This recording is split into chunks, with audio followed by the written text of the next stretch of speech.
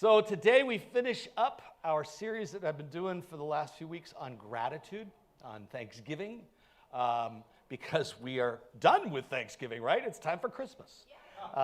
Next Sunday is the first Sunday of Advent, but I wanted to put just a tag on the end of it and kind of talk about some of the things that are important for us to remember as we think about gratitude and what gratitude is all about and such.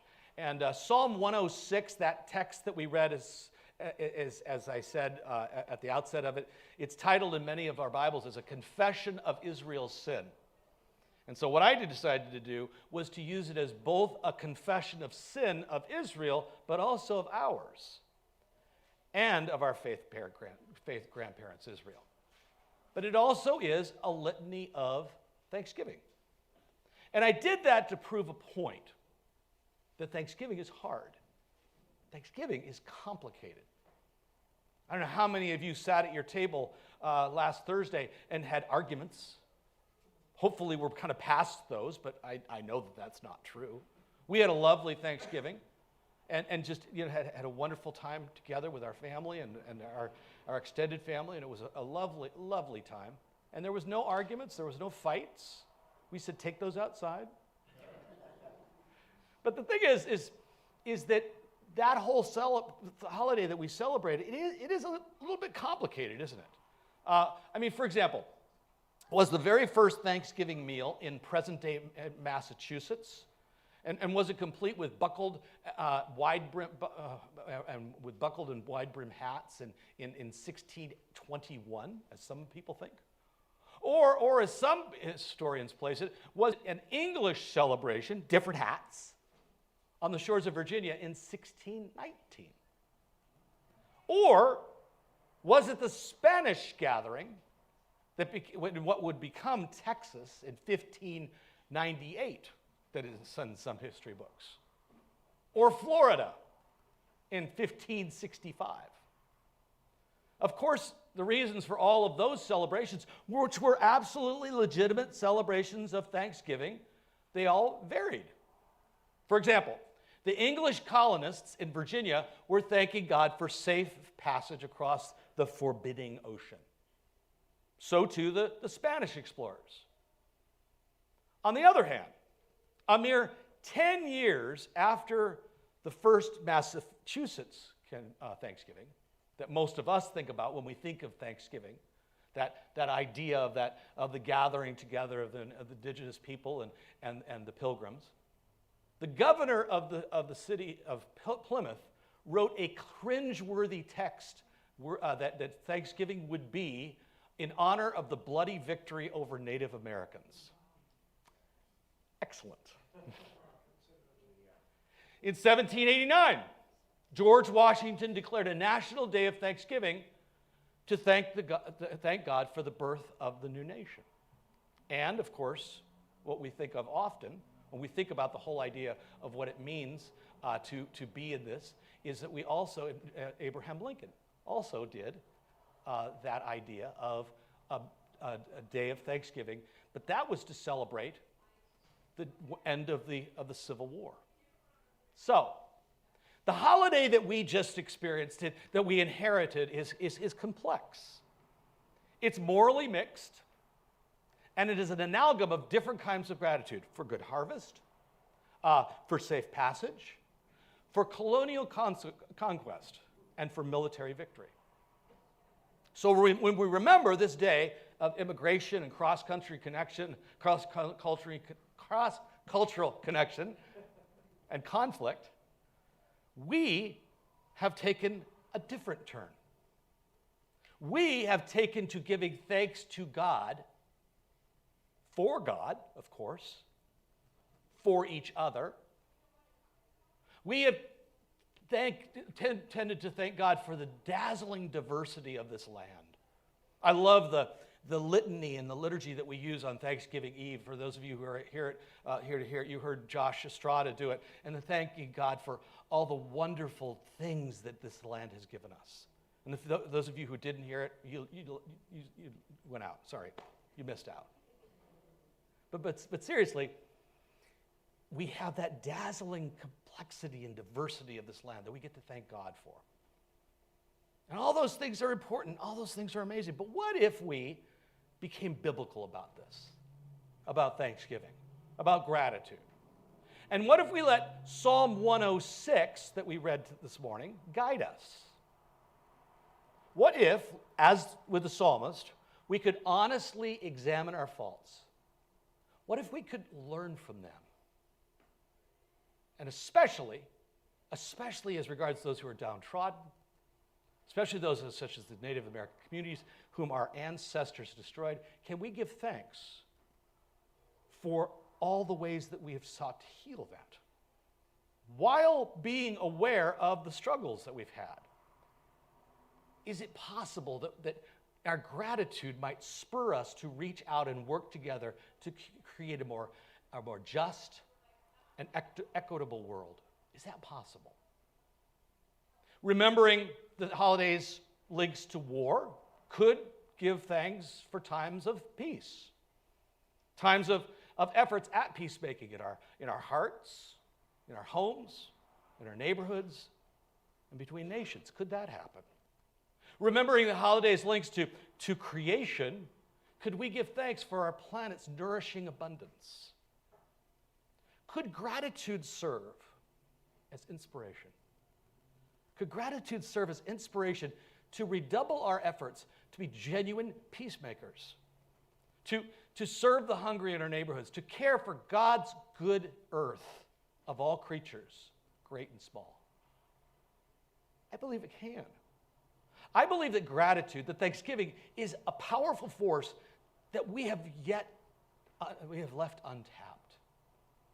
And sometimes when we rethink things, rethink the things that we've done, especially in rethinking what we're thankful for, it is a worthy endeavor that deepens us as human beings.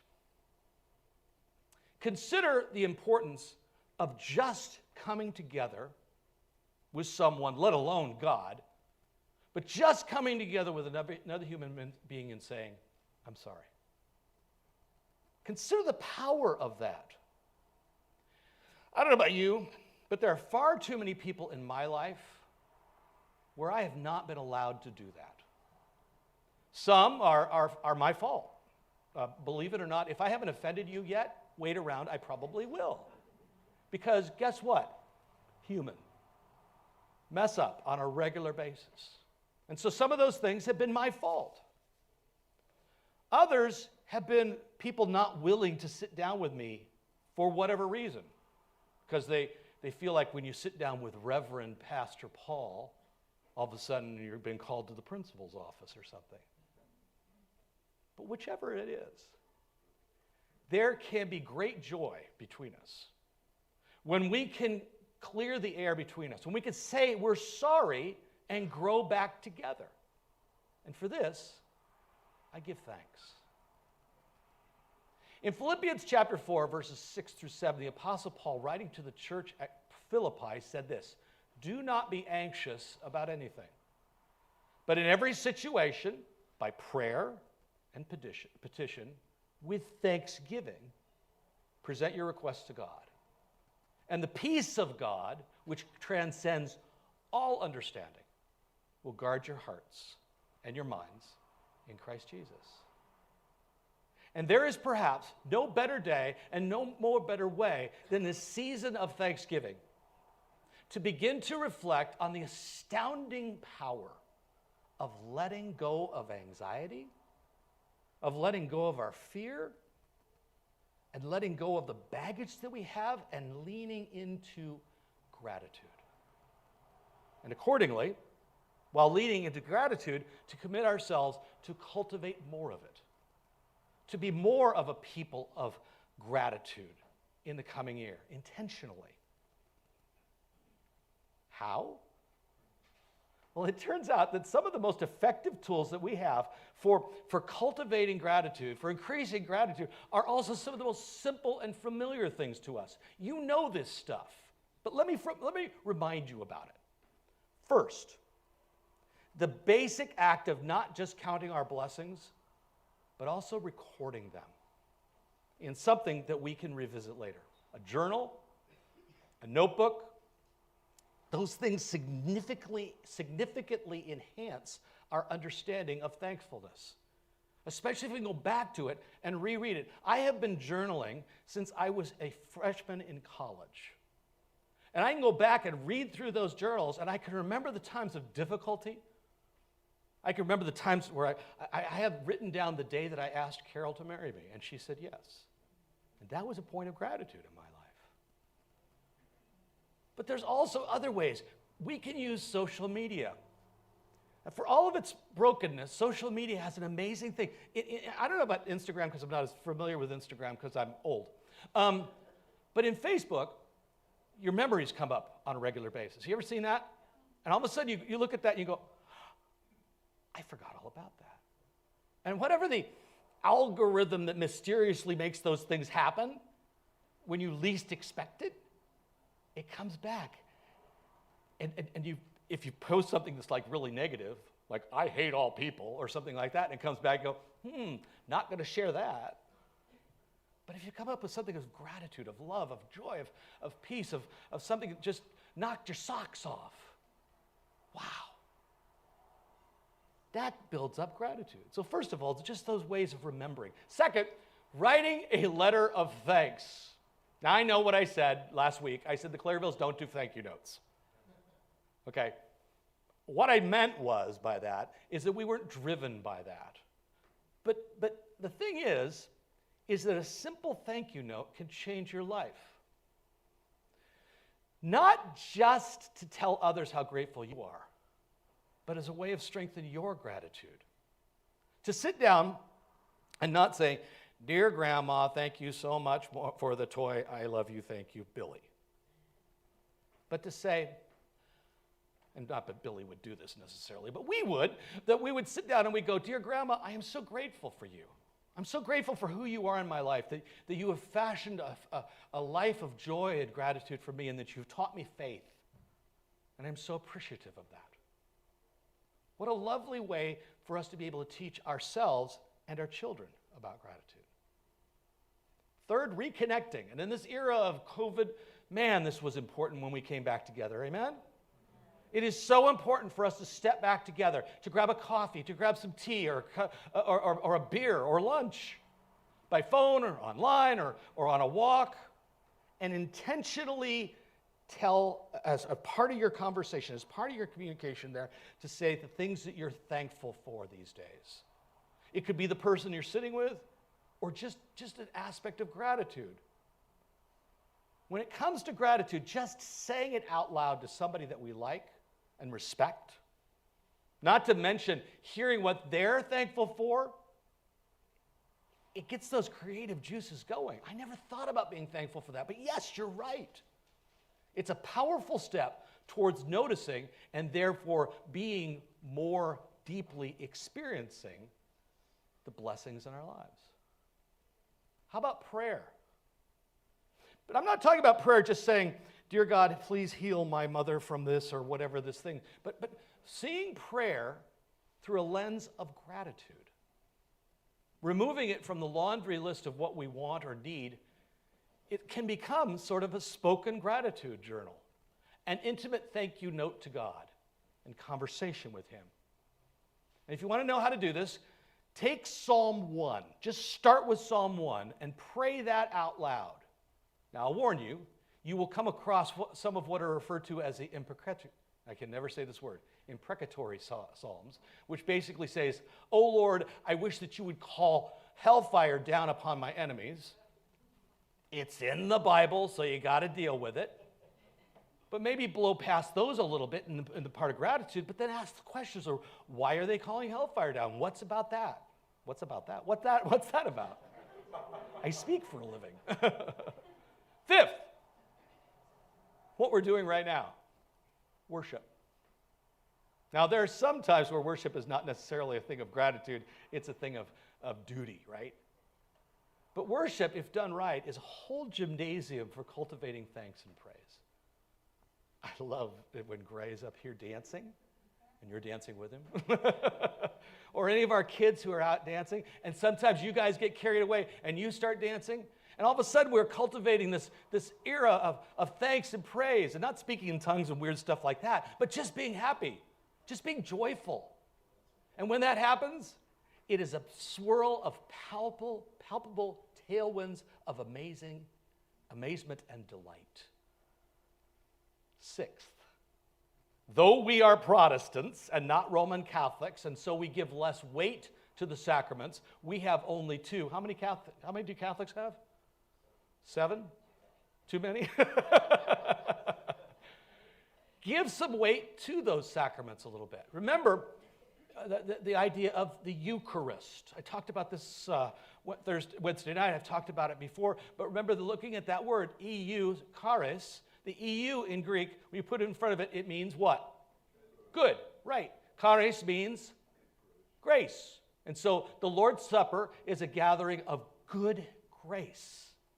And let that Lord's Supper, the idea of gathering around the table of bounty, even an illustrative bounty, a bounty that's only like matzah and grape juice, but representative of the huge bounty that we have, and remembering the old story and giving thanks to God for our safe passage from sin to salvation, for life, for peace, and for the strength to continue the pilgrimage anew.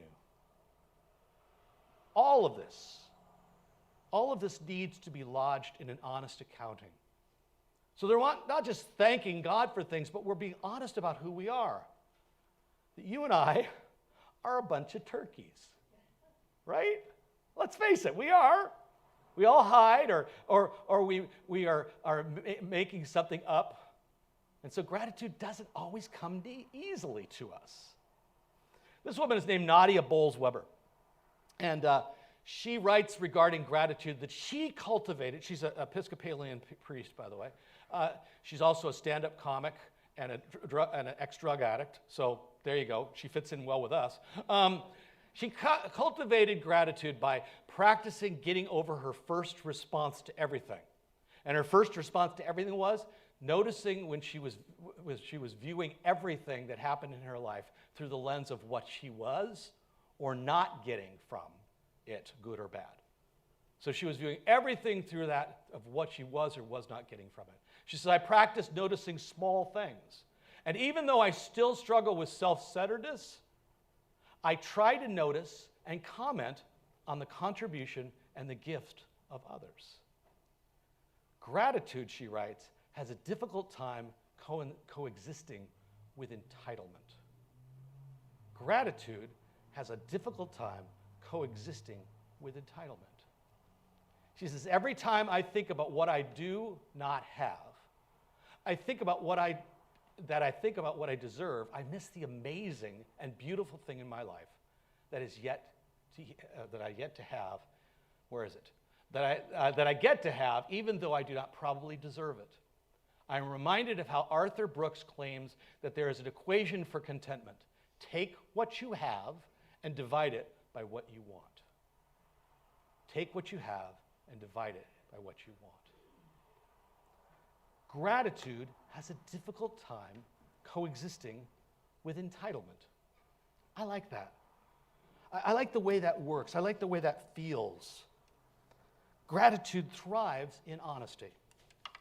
Gratitude thrives in confession. Gratitude thrives in saying, I'm sorry. Gratitude thrives in reducing how our anxiety through prayer and petition can be lifted up to God.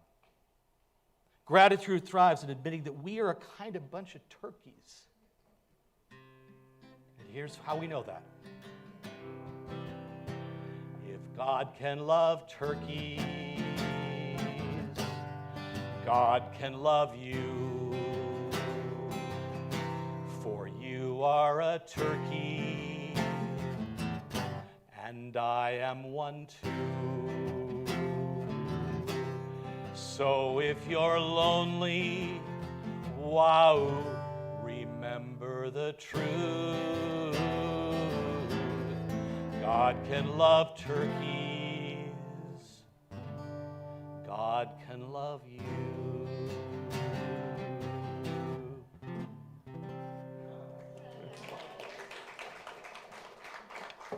Way too many years in camping ministry. That's just all there is to it.